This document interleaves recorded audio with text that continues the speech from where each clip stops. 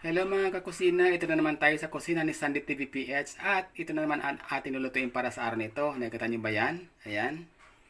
So yan po ang aking mga binitas doon sa aking mini garden at libre lang po ang mga yan. At ito nga ang aking mga lulutuin ngayong araw. So pinaghalo-halo yan, meron ako ditong alugbate.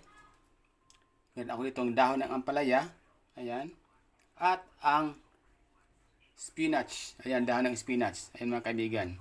So yan po ang ating lulutuin ngayong araw na ito. At siyempre itong ating okra na pinitas ko sa aking hardin. Ayan. Meron din ako ditong kamatis na iniwa-hiwa na.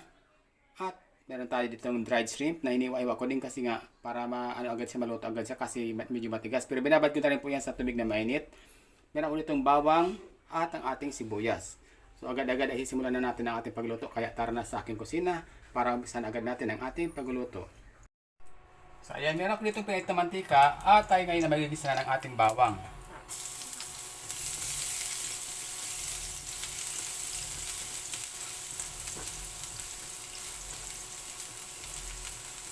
At sunod na agad natin ang ating sibuyas.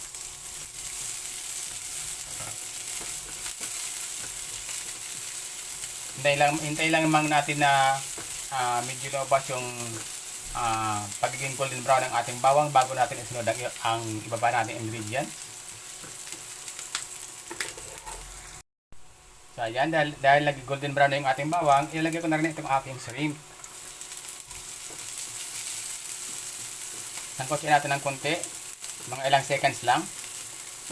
At isunod agad natin dyan ang ating kamatis. Hintayin natin na medyo maluto ang kamatis. Madurog muna siya bago natin ilagay ang susunod na ingredients natin.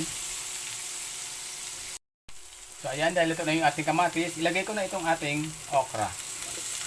Kaya puli lamang natin yung ating mga dahon kasi saglit na naman sila maluto. So ito muna ang okra. Medyo sangkotsin natin at maglalagay din tayo ng konting tubig para maluto yung ating okra.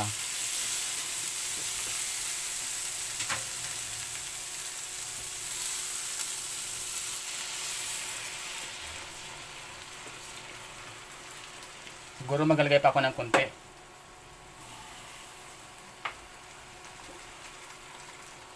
So ayan, sa tingin ko naman ayaw ko na yan para maluto yung ating okra.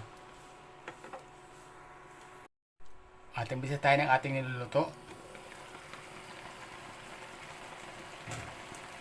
At maglalagay na tayo ng ating seasoning.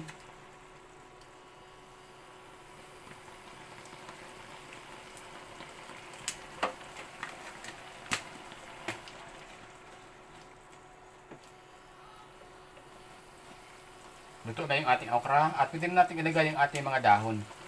Pero bago natin ilagay, timpla muna natin siya.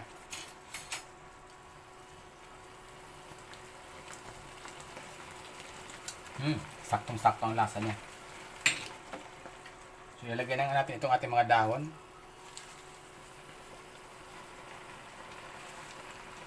Kayo ba'y kumakain din ng ganito?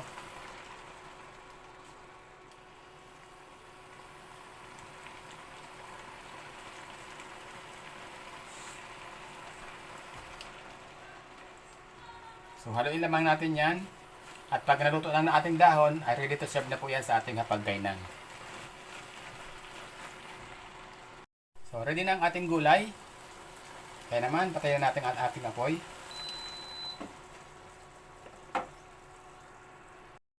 So ayan na nga mga kaibigan ang ating ginisang gulay na fresh from the Garden of Eden. Ayan.